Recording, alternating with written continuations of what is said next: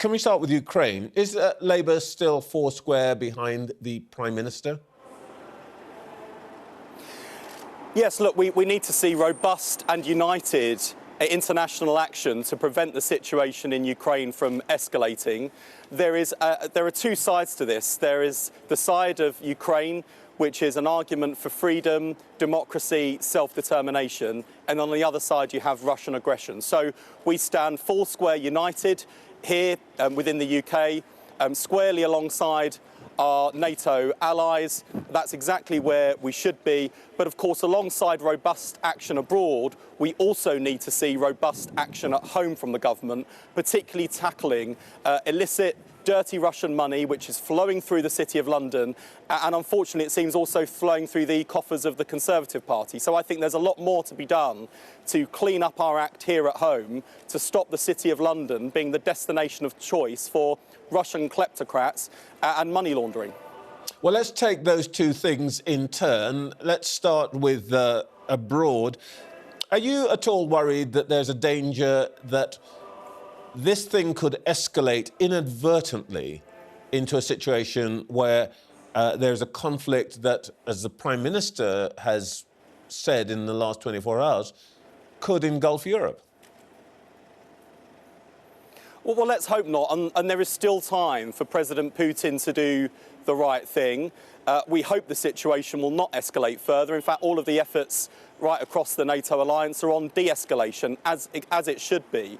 But President Putin should also be in no doubt about the resolve of the UK on a cross-party basis, the resolve of NATO working across the multilateral alliance to take robust action if President Putin makes the choice to escalate the situation further. So you support the deployments of which the Prime Minister spoke yesterday in the Black Sea and in neighbouring states to Ukraine? We support the government of Ukraine. We support the Ukraine armed forces. That's the right thing to do. And it's also important to send a message to our allies right across the region that the UK is with them. This is, the NATO alliance has been the cornerstone of Western defence and democracy since it was created in 1949. And the then Labour government, led by Clement Attlee, played a critical role of which we're enormously proud of in the Labour Party. And it's important that today President Putin understands that alliance remains strong. It is by its nature a defensive alliance. We want to see de-escalation of the situation, but the UK stands ready to support the government of Ukraine, as we're already doing, and also to support NATO allies right across the region. All right, well, let's take the other arm of your policy, which is domestic, sanctions and the pursuit of dirty money, as you called it. I think you heard what Mr. Cleverly had to say. Do you accept his assurances that the government really means it this time?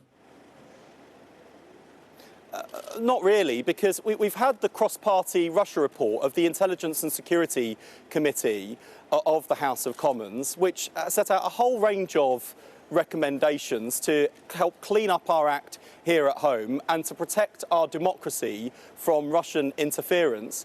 That report has not been implemented. We have an elections bill going through Parliament right now, which ironically would make it easier for foreign money to pollute our politics. We've got to put a stop to that. So when Boris Johnson threatens tough sanctions against President Putin, he knows he'll have our support in implementing those sanctions. But our message to the Prime Minister is that he and his government should have acted far sooner to clean up money laundering in the City of London and also to clean up the Conservative Party's act when it comes to the donations it receives from individuals linked to the Russian government.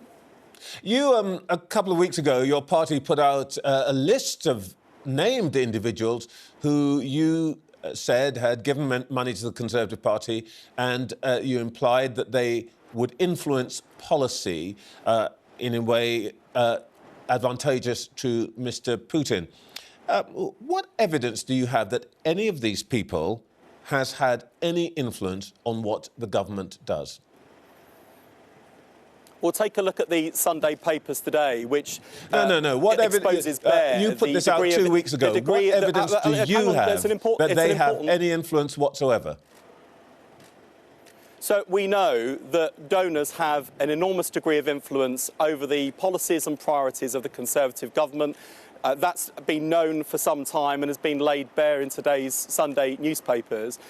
You've got people like the Chinookins, a former Deputy Finance Minister in President Putin's regime. His wife has given more than £2 million to the Conservative Party. So I think there are questions for them to answer on this. And it's important with respect, that the public if somebody said that that the government about, is making the right decisions for the right reasons. With respect, Mr. Streeting, if somebody said that Trevor. about a Labour Party donor, you would be using the word smear. Let me ask you again. Take Mr. Chinookin. What evidence do you have that Mr. Chinookin has had any influence on what the government has done? What is it that he has asked for that you can say the government has done? Well, today we learn that his wife, who's given significant amounts of money to the Conservative Party, has been attending meetings with the Prime Minister's former Chief of Staff, Lord Lister, on this advisory board for the Conservative Party, where donors have a direct route into number 10 to influence government policy. So I think the government have got serious questions to ask about that. Of course, we're particularly concerned in the context of our discussion this morning about those individuals with links to President Putin's regime. But this applies more broadly in terms of our politics, which is that it can't just be big money donors that call the shots in our democracy. We need to make sure that the government is acting in the interests of all of the people of the United Kingdom, not just those with big wallets funding the Conservative Party. We are, if I may say so, talking about newspaper reporting, and I want to be clear with everybody who is watching that as far as we know, there is no evidence to support the suggestion that there has been specific influence. But let's move on, if I may, quickly to your area of responsibility in COVID. If Mr. Johnson lifts all the COVID restrictions, will you support that? Well, I'm particularly concerned about the end of free testing. I mean, it's a bit like being 2-1 up with 10 minutes left of play and subbing your best defender. We are not out of the woods yet on COVID, and it's important that when the government publishes its plan for living with COVID tomorrow, that it is a robust plan that enables everyone to live well with COVID. We published our plan back in January, and I came on your programme to talk about it then. There are a number of sensible steps that can and should be taken to ensure that we can live well with COVID without impacting on people's lives, livelihoods and liberties.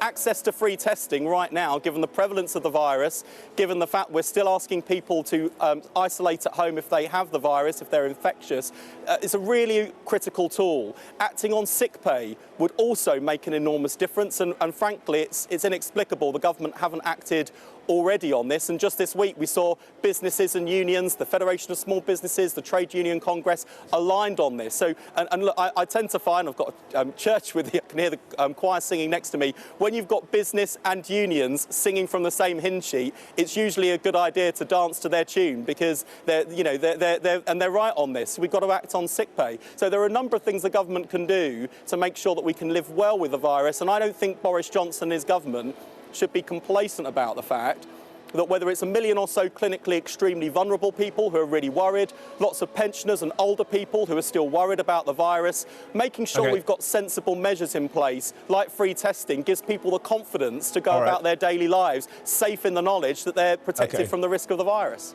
OK, Mr. Streeting, we're running out of time, but I'd be remiss if I didn't ask you a very quick question, and a quick answer, if I may, about the report this week that Labour is planning not to put resources into seats which are targeted by the Liberal Democrats. Short question, really, is confronted with the possibility of another Tory government or an understanding with the Liberal Democrats, wouldn't you personally choose an understanding with the Liberal Democrats? Well, I can tell you there have been no talks, formal or informal, with the Liberal Democrats.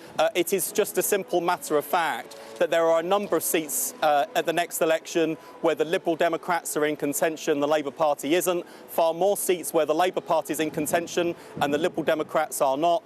And as political parties, we will obviously target our resources where we can to make sure we win as many seats as possible, get rid of this rotten Tory government and have a credible, serious Prime Minister in Keir Starmer focused on the real issues facing the country, whether that's the rising cost of living or the need to make sure we rebuild out of the pandemic. And that's what Labour's focused on.